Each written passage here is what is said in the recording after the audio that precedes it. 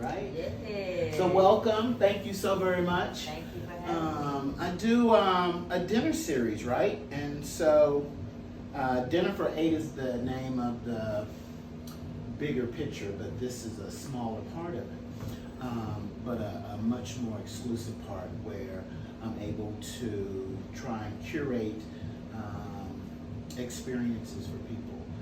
It's like all of my things I've done in my career kind of culminated into this entity that I'm working on now, which is good. And so I'm excited to be able to use a space that is unutilized. I'm glad to use a space that has historical reference to me.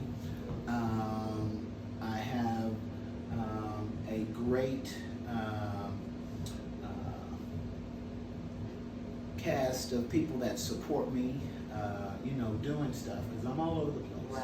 Right. But excited about this, and I think this is going to be cool and something that will probably be carried on to other cities, right? Right. So Good. this is part of definitely the. can see that. This is the dinner and jazz series, and spoken word is the feature, right? So I normally would ask, I would have my little black book and ask you 16 questions because, that's what I do. However, I am in Brian land, and so I don't know where my book is. But that's no problem. That's no problem. So, y'all excuse us. I'm hungry. Listen. Mm-hmm. That'll work right now. That is good. That's good, right? It is. Okay. So, how did you get started as a spoken word artist? How did you do that? Very, very young, actually. By the time I started writing when I was about 9 years old. Mm-hmm.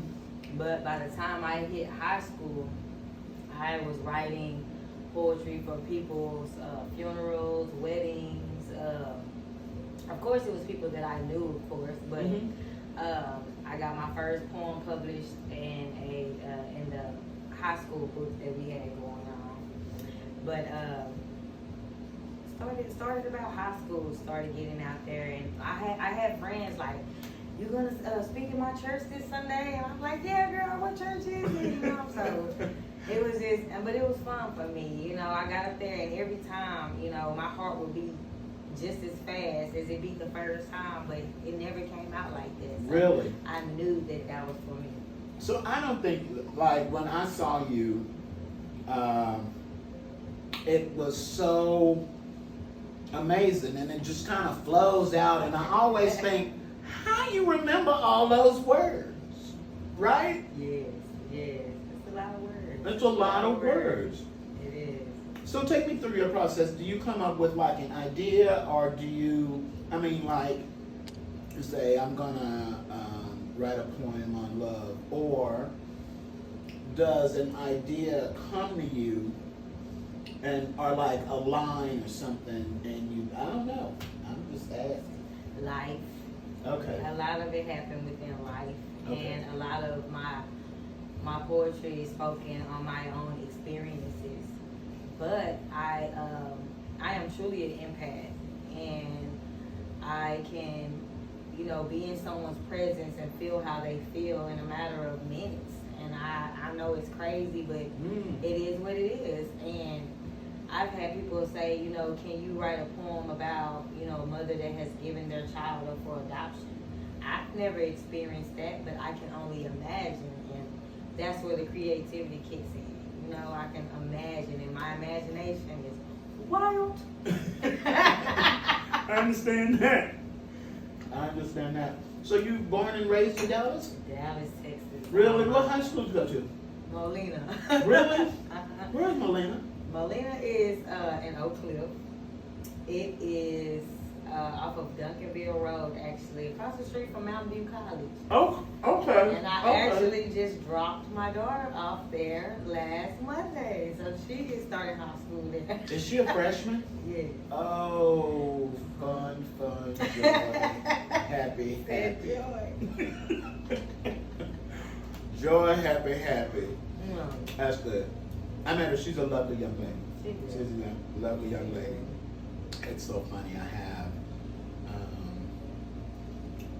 so many female friends that have daughters that are teenagers or were teenagers, and I've always seemed to be around one of them at one time. Man. And I can tell you, they all experience that kind of thing. And I don't know if it's just because they're two women. Yeah. You know what I mean? It is. It's definitely, you have a mother and a son love. That's one thing. Like, that is a bond beyond belief. Like a mother and a son bond. But a daughter and a mother, it's different. It's like a love-hate relationship. Like, she my best friend, but my worst enemy sometimes. You know, like, I love her so much, I can't live a day without her, but I just want her to go away sometimes, you know? Can I get a minute? So it's bittersweet, but I love her. That's my best friend right there. That's cool. That's cool. All right.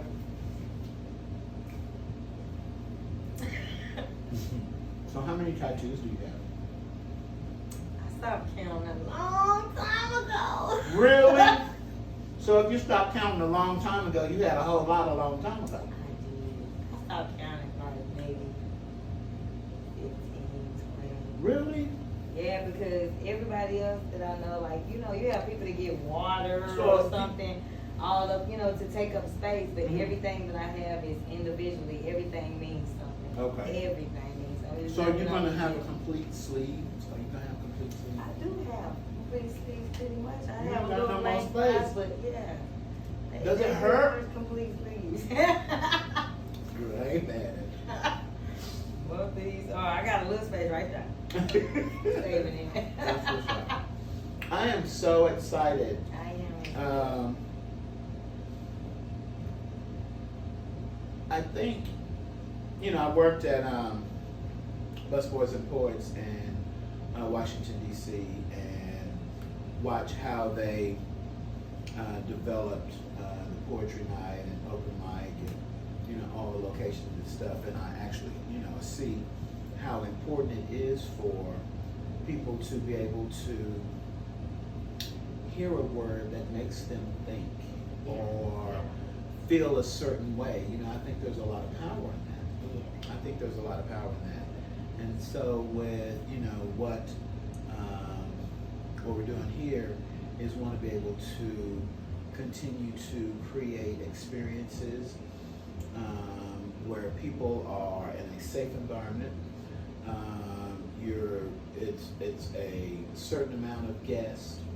So there's this certain intimacy that happens. I'm excited about that. I think that our guests are going to be very, very excited to hear you speak. That's going to be great. I look forward to it. I do. I think it's gonna be good. We got some new stuff coming, so it's gonna be good. Okay, man. I might be jealous because you still got locks, but that's okay. I got mine in the bag upstairs. Oh no! Oh, you got this one. Oh.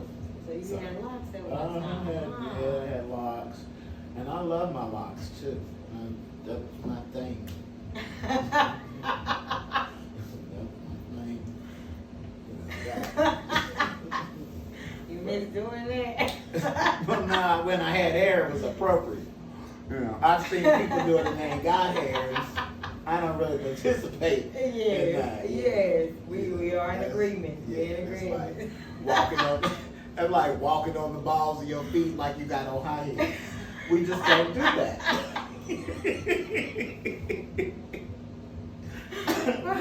We don't do that. No. Anyway, thank you so much for Thank sharing your you. time with us. I appreciate it. Very excited about September 11th, September 2021.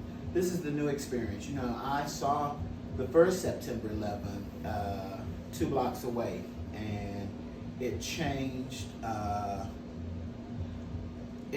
the direction of my life, you know, and And so I'm glad that we're doing this on September 11th in 2021, which is 20 years to the date. And I'm doing this thing, so this is cool. What I would suggest is you get some tickets because they're leaving fast. Don't dawdle, because there ain't gonna be none.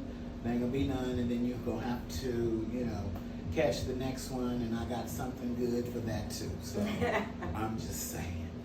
So thank you very much. Thank you. Thank you. All right, working it out.